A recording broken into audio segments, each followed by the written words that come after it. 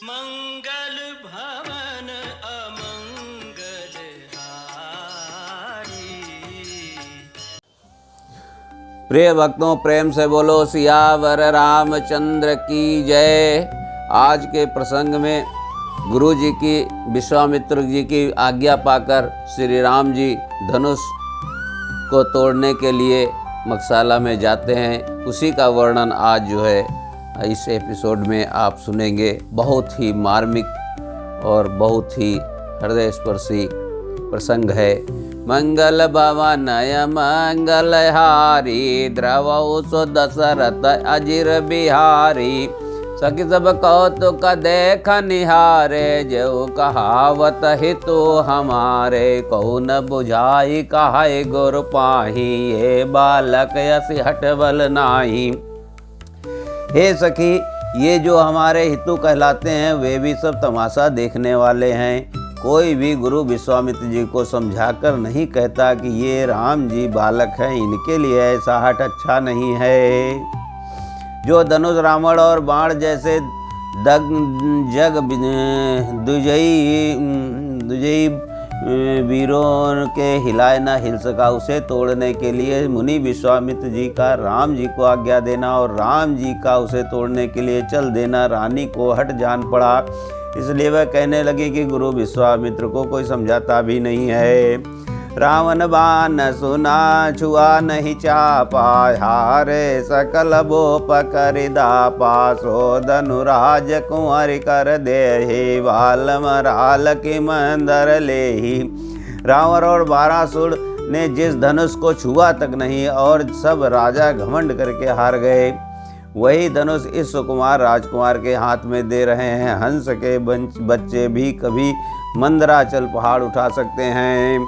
उपसयान पसकल सिरानी, सग विधि गति कछु जाति न जानी। बोले चतुर सखी मृदुबानी, जे तेजवंत लघु गनीय न रानी। राजा का भी सारा सयानापन समाप्त हो गया। हे सखी, विधाता की गति कुछ जानने में नहीं आती है। तब एक चतुर सखी कोमल वाणी से बोली, हे रानी, तेजवान को छोटा नहीं गिनना चाहिए। कहा कुंभज का सेंदो या पारा, सो सुजस सकल संसारा। रवि मंडल देखत लघु लागा, उदय तासु त्रिभुवन तम भागा। कहाँ घड़े से उत्पन्न होने वाले मुनि अगस्त और कहाँ अपार समुद्र, किंतु उन्होंने उसे सोख लिया जिसका सुयश सारे संसार में छाया हुआ है। सूर्य मंडल देखने में छोटा लगता है, पर उसके उदय होते ही तीनों लोगों का अंधकार भाग जाता है। मंत्र परम लघु जासु बस, विधि हरिहर सुर सर। महामत गजराज कहो बस कर अंकुश खर्व। जिसके बस में ब्रह्मा विष्णु शिव और सभी देवता हैं, वो मंत्र अत्यंत छोटा होता है। महान मत वाले गजराज को छोटा सा अंकुश बस में कर लेता है। काम कुसुम धनुषाय कलीने, सकल भुवन अपने बस कीने। देवी तजिए संसव यस जानी, भांजो धनुष राम सुन रानी।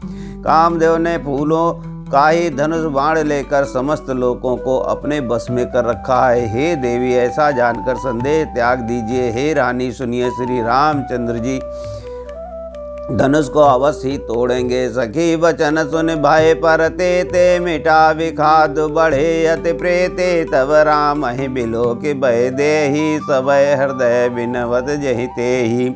सखी के वचन सुनकर रानी को विश्वास हो गया, उनकी उदासी मिट गई और श्री राम जी के प्रति उनका प्रेम अत्यंत बढ़ गया। उस समय श्री रामचंद्र जी को देखकर सीता जी भयभीत हृदय से जिस तिस देवता से विनती करने लगी। मन ही मन मनावय कुलानी, हो प्रसन्न महेश भवानी। करौ सफल यापन सेवकाई, करे तो हरहु चाप गरुआई। वे व्याकुल होकर मन ही मन मना रही हैं कि हे महेश भवानी, मुझ पर प्रसन्न होइए। मैंने आपकी जो सेवा की है उसे सफल कीजिए और मुझ पर स्नेह करके धनुष के भारी मन को हर लीजिए। गणनायक वरदायक देवा, आज लगे किन्ह्यू तुम सेवारा। बार बार विनती सुनि मोरी, करहु चाप गरुतायति तोरी। हे गणों के नायक वर देने वाले देवता गणेश जी, मैंने आज ही के लिए तुम्हारी सेवा की है। बार बार मेरी विनती सुनकर धनुष का भारीपन बहुत ही कम कर दीजिए। देख देख रघुवीर तन सुरमना उदर देर, वरे विलोचन प्रेम जल पुलकावली शरीर। श्री रघुनाथ जी की ओर देख देख कर सीता जी धीरज धरकर देवताओं को मना रही हैं। उनके नेत्रों में प्रेम के आंसू भरे हैं और शरीर में रोमांच हो रहा है। नीके निरग नयन भरि शोभा, पितपन सुमिर बाहुर मन क्षोभा। यह तात दारुण हठ ठानी, समुझत नहीं कछु लाभ न हानि। अच्छी तरह नेत्र भरकर श्री राम जी की शोभा देखकर फिर पिताजी के प्रण का स्मरण करके सीता जी का मन क्षुब्ध हो उठा। पिताजी ने बड़ा ही कठिन हठ ठाना है। वे हानि लाभ कुछ भी नहीं समझ रहे हैं। सचिव सब ऐसे कदे इनको, ये बुध समाज बड़े अनुचित हो। ये कहा धनु कुलिस ऊंचाई कठोरा, कहाँ श्यामल मृदुगात किशोरा।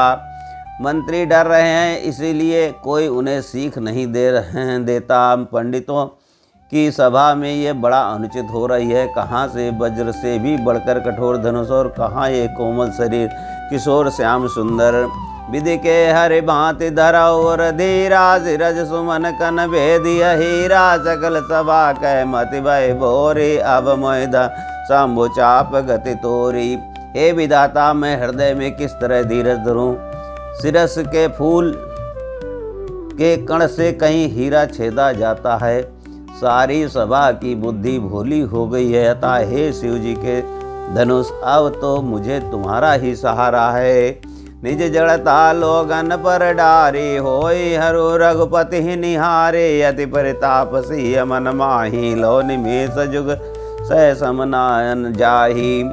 तुम अपनी जड़ता लोगों पर डालकर श्री रघुनाथ जी को देखकर ही हल्के हो जाओ। इस प्रकार सीता जी के मन में बड़ा ही संताप हो रहा है। निमेष का एक लव भी 100 युगों के समान बीत रहा है। प्रभु ही चिता है पुनि चितव मही, राजत लोचन लोल। खेलत मनस नीन जुगो, जन विध मंडल डोल। प्रभु श्री रामचंद्र जी को देखकर फिर पृथ्वी की ओर देखती हुई सीता जी के चंचल नेत्र इस प्रकार शोभित हो रहे हैं, मानो चंद्रमंडल रूपी डोल में कामदेव की 2 मछलियां खेल रही हों। गिरा आलिन मुख पंकज रोगे, प्रकट न जाला जन सायव लोके। लोचन जल रहा लोचन कोना, जैसे परम कृपन कर सोना।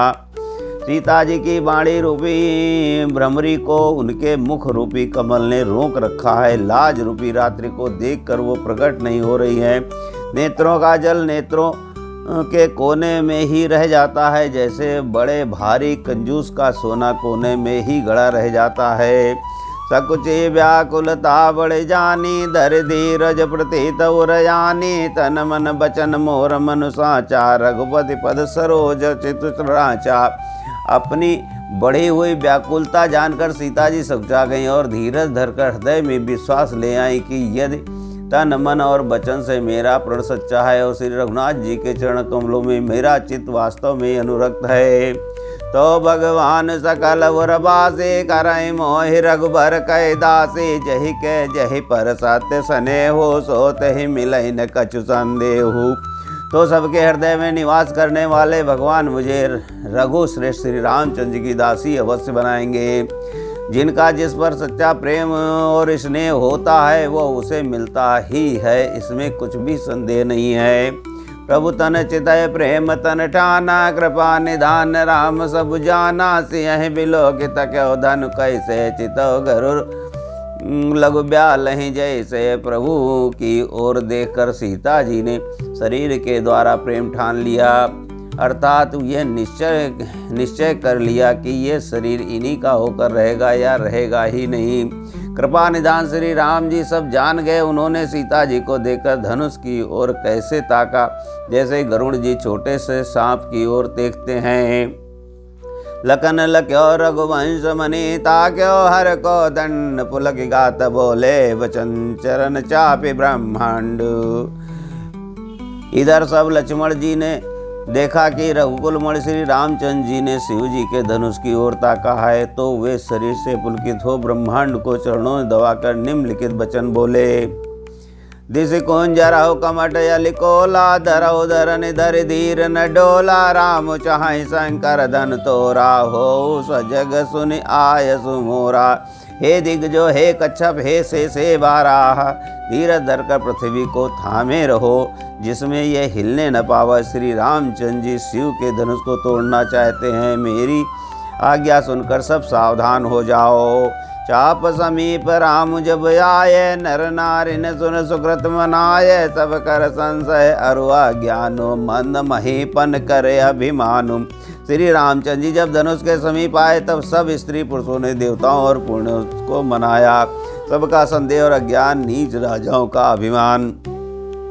भृगुपति केरि करब गरुआये सुर मुनि वरन केरि कदराये। से कर सोच जनक पछतावा रानिन कर दारुण दुख पावा। परशुराम जी के गर्व की गुरुता, देवता और श्रेष्ठ मनुष्यों की कातरता, सीता जी का सोच, जनक का पश्चाताप और रानियों के दारुण दुख का दावानल। शंभु चाप बड़ बोहितो पाई चढ़े जाए सब संग बनाए। राम बाहुबल सिंधु अपारो चाहत पारो नहीं को कड़वारो। ये सब शिव जी के धनुष रूपी बड़े जहाज को पाकर समाज बनाकर उस पर जा चढ़े। ये श्री रामचंद्र जी की भुजाओं की बल रूपी अपार समुद्र को पार जाना चाहते हैं, परंतु कोई केवट नहीं है। राम बिलो के लोग सब चित्र लिखे से देख और चितई कृपाय तन जाने विकल विशेष सियावर रामचंद्र की जय। श्री रामचंद्र जी ने सब लोगों की ओर देखा और उन्हें चित्र में लिखे हुए से देखकर फिर कृपा धाम श्री राम जी ने सीता जी की ओर देखा और उन्हें विशेष व्याकुल जाना। बोलो सियावर रामचंद्र की जय, पवन सुत हनुमान की जय। आज की कथा यहीं पर समाप्त होती है। अगले कथा अगले एपिसोड में भक्तों आपको सुनने को मिलेगी।